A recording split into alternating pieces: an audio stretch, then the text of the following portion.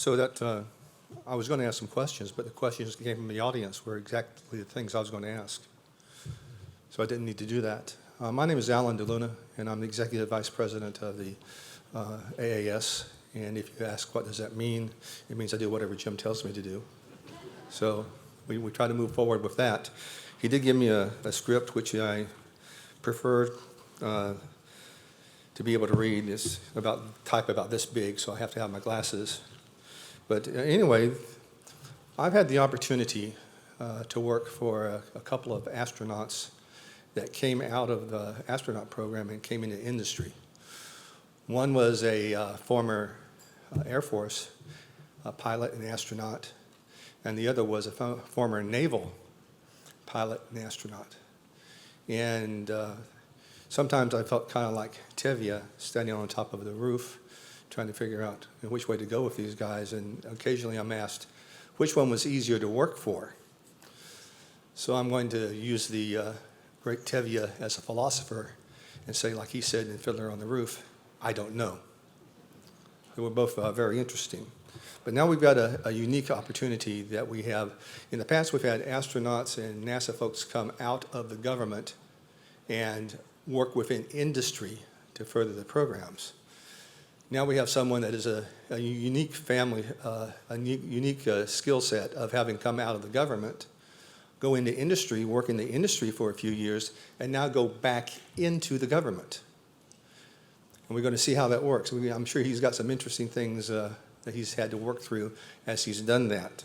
Ken Bowersox was the youngest commander for a space shuttle mission at 38 years old in 1995 for STS 73. He came out of the Air Force Academy, went to fly airplanes. He was a test pilot. Then he went and became a shuttle pilot. Then he went and was a commander of the ISS. So he has a lot of experience in that world. Now he has more experience as the acting associate administrator for human exploration and operations. And in his first public appearance since getting that role, he's going to come and speak to us. Ken?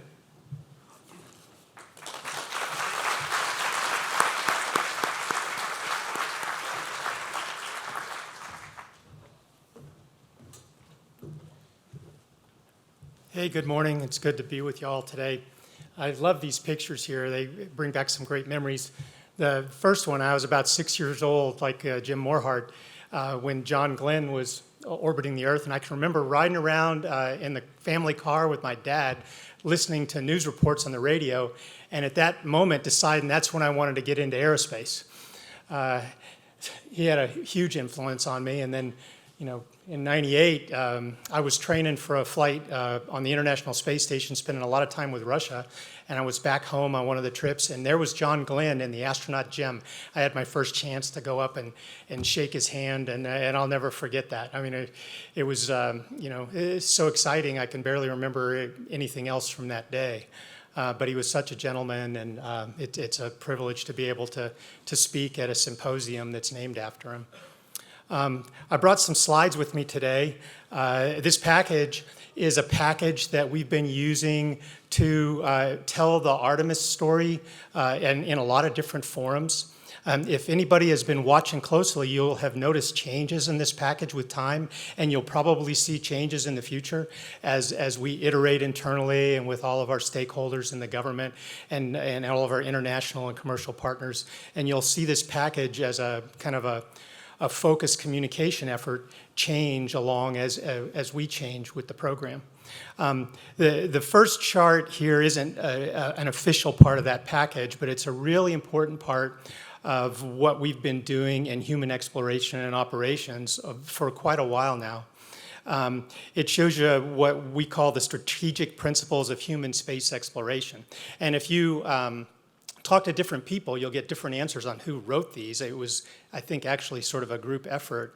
But there's a lot of really good stuff in here. Fiscal realism, commercial partnerships, scientific exploration. I'm not going to read the whole list to you. But if you look closely at the plans that we lay out, you'll see one of these elements in just about everything we do. Fiscal realism is one that I want to point out here. It's a very important part of the architecture that we have kind of converged on. There's a lot of different ways that we could explore space. And depending on how much money you've got, how big your engines are, the architecture can change. The one that we have picked it has a lot of fiscal realism in it. We think it's something we can afford with budget levels similar to what we've got now. You know, we'd love to have a slight upper. It used to say with increases as the economy grew. That was the fiscal realism part. Now we just say, you know, with increases for inflation or flat budgets. But the bottom line is we're trying to do it step by step without asking for too much money. And that influences the architecture. If for some reason floodgates of money were to suddenly appear, you might see some changes in this architecture. Next slide. And I'll talk more about that. Forward to the moon is what we call the package. I'm always tempted to say back to the moon, right? But this is different. We're going back a different way. We have an intent to go beyond the moon. And one of our international partners gave us a great reminder that it would be good to say forward to the moon, because for a lot of the partners that will be with us, it will be their first time. Next slide. So why go to the moon? I've been told that it'd be better if we had just one answer to that question. The thing I've noticed is that we have a lot of different constituency groups in human exploration, and it's good to give answers that resonate with each one of those groups. The one that works best for me is proves technologies and capabilities for sending humans to Mars. The reason I think that's important is if you look at surveys that have been taken in the recent past, you'll see sort of an even split between people that think humans should return to the moon and people who think we should send humans to Mars. It's such an even split that I think we have trouble building consensus. And I think one of the real strengths of the campaign that we've laid out is it's really about both. It's about moon and Mars. I mean, we call it Moon to Mars internally. Next slide. And of course, the Artemis program or the Artemis sequence of missions, the Artemis campaign, is what we're calling our effort to go forward to the moon. You heard a lot about the naming from Jim Morehart this morning, so I won't go into it, but I think it's a beautiful way to capture the spirit of the program. Next slide. See, did I just do something up here to change views? No, okay. Do I need to push a button to get the next slide?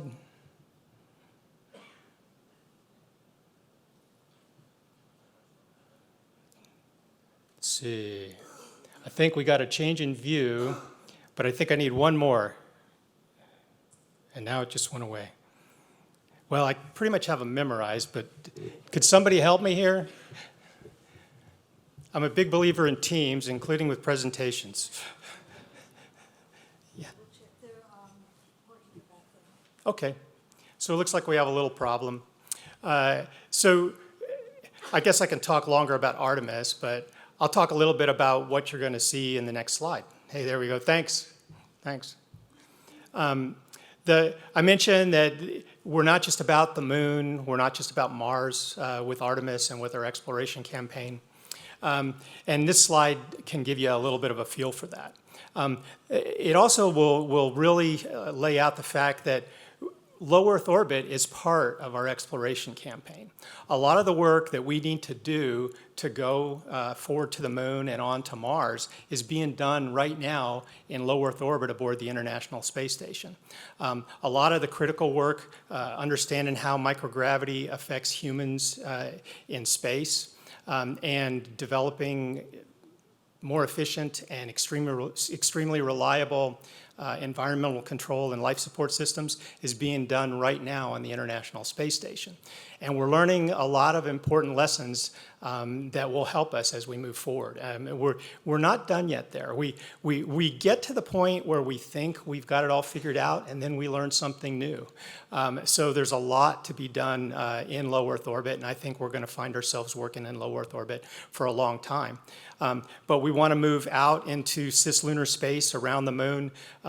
work on propulsion technology and habitation capability for moving deeper into space. We want to get to the lunar surface to practice surface operations and some of the mission elements that come from approaching the surface of a planet and leaving a planet, and then take that and eventually get onto Mars.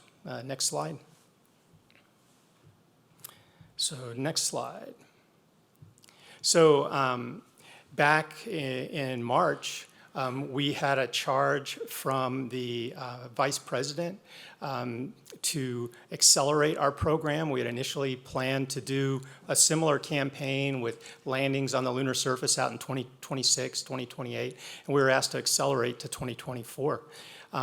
To do that, number one, we thought it was important to try and stick with some of our current procurement approaches, because sometimes new procurement approaches can be the long pole in a development campaign.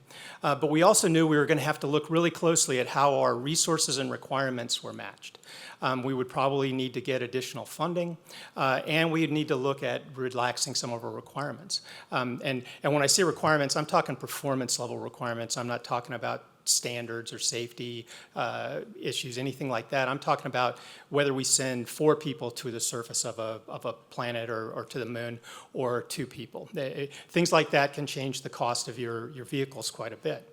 And one of the first things that the team got to tackle was getting additional resources through the system. We'd already submitted our budget request for 2020, so we needed to go back for an amendment. We worked through, and we got an additional $1.6 billion approved through the executive branch. Now, everybody knows that's just a start, right? We had to get that amendment approved so that then we could go over and ask Congress, and now it's got to work through Congress, and we'll see what actually ends up in that budgeting process. But there's about $1 billion to accelerate development of human lunar transportation, another $600 million towards SLS and Orion, $100 million or so for new technologies, and $90 million or so for science activity. When you add that up, that's more than 1.6, and that's because we decided that we were going to slow down or possibly even eliminate some of the habitation development capability that we were going to be doing in the United States. And we reworked the gateway to sort of a minimum capability. Next slide. So are we hanging up again?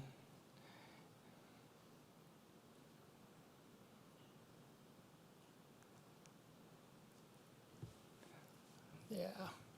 Well, I talked about the minimum gateway capability. You can stop on this slide. This kind of captures the Artemis campaign phase 1 up to 2024 when we get humans to the surface. We've got a lot going on in the robotic world with commercial lunar payload services here in the next few years. In the meantime, we're going to be working to get the first Artemis mission launched. It's a uncrewed test mission out around the moon. We're shooting for the end of 2020. That's our target date. But we're going to launch it when it's ready, and everybody's going to talk about it a lot to make sure that we're ready. Artemis 2 is the first time that we launch humans out around the moon, and we want to make sure we can learn as much as we can from Artemis 1 to make those vehicles all set for humans. The solar electric propulsion system will fly on the power propulsion element of Gateway somewhere after Artemis 2, we think. Then we'll get the what we call now the minimum habitation capability, a small hab mounted to the PPE for the minimum gateway. Send elements of the landers out there in 2024. And finally arrive with Artemis 3 with the crew and send our crew to the moon. Next slide. So we got 2 paths here. We've got the crew path, where we will be launching on SLS and Orion. We think that's the fastest way to get humans out to the moon right now. But for landing on the moon, it says cargo here, but landing humans and cargo on the moon, we're going to be using a more commercial approach, similar to what we're doing with the commercial crew program now. Next slide. I mentioned that SLS and Orion are critical to getting the job done. And one of the things we see as we dig deeper into architecture analysis for going to Mars is that the big rocket is really important. And it's not just the lift capability of the big rocket, it's the volume that you can lift into orbit. So we want to keep working on that capability. Next slide. But this gives you a feel for the manifest. I talked about the commercial capability. You can see commercial launchers mixed in there in the middle line with the SLS and Orion launches. We think we'll be launching SLSs at about the maximum rate we can handle. We're always looking for ways to speed that up, but we think that's going to be about as fast as we can go. And so to augment and move faster, we're going to add in commercial launches where we'll carry up pieces of our landing architecture. Next slide. This is the type of science that we expect to be doing there in 2024. There's a lot of interesting things that we can learn on the moon, and I'm not going to get into it all. You guys can go read this later.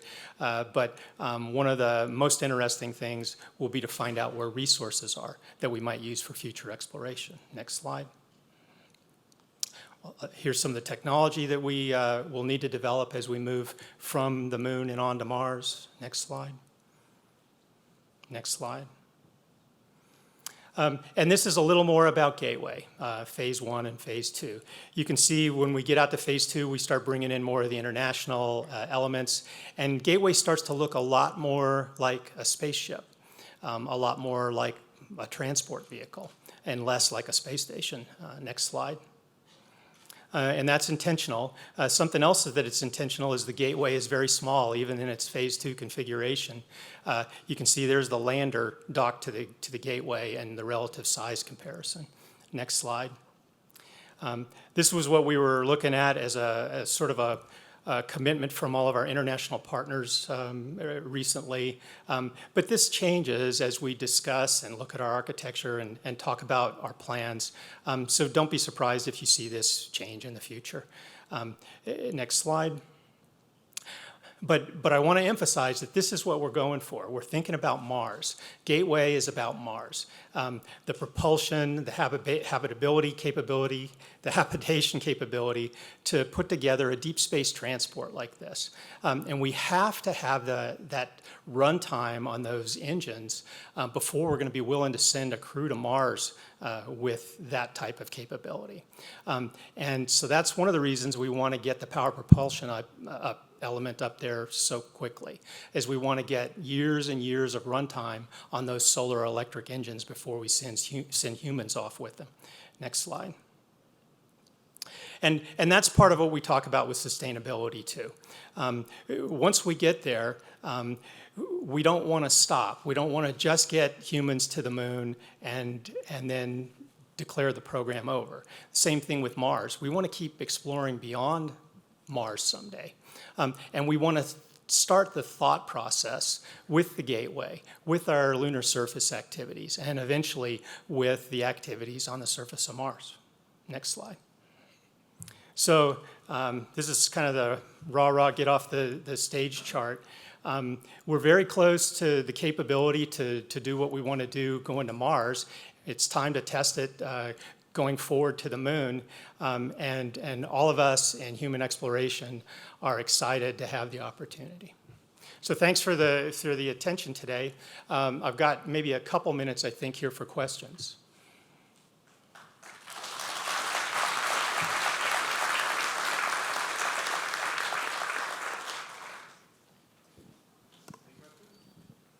Yeah, there is one question, or a couple of questions on the conference's I/O tool.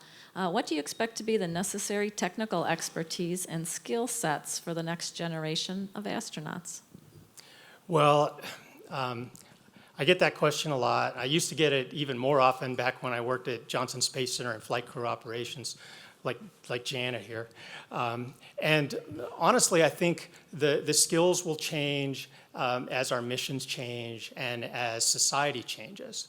The change that you've seen since the beginning is early astronauts were often test pilots, operators, and then we started bringing in people with science backgrounds, doctors. We're going to get to the point where astronauts are lawyers and journalists and musicians as well, as we have more and more people flying in space. So I think the farther along we go, the more different types of career fields we're going to see represented in the astronaut corps, and I think it's going to be a really exciting thing to watch. Any more? Are there any questions from the floor? Oh. Okay.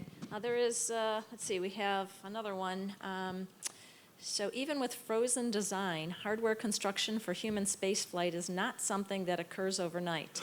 We are almost in GFY 2020K, looking for a landing in calendar year 2024. With Orion and SLS underway, when will NASA start bending metal on main gateway hardware and lander hardware? That's a great question. My team keeps reminding me that every 19 days we use up 1% of the time we have available to get ourselves on the surface of the moon. And so we at NASA are working as well as I think we can to try and speed up our decision making, to adjust our processes. And we're attacking that first with our procurements. I think you're going to see, you should have already seen a lot of procurement activity working to get suppliers online to provide the landers, but you're going to see even more here in the next few weeks. And we're working with our partners to get that as quickly as we can. But again, in any human exploration activity, the key is you need to fly when you're ready, okay? But if we don't shoot for 2024, we have zero chance of doing it, right? So our attitude is to get as much of this going as we can, to move as fast as we can, as long as we can, and get ourselves on the surface of the moon in as reasonably close a time frame as we can to 2024. And right now we can do it. If we delay a year getting budget authority, that's going to make it a lot harder. And so that again is one of the big things we're working on. So thanks for the questions. Thank you.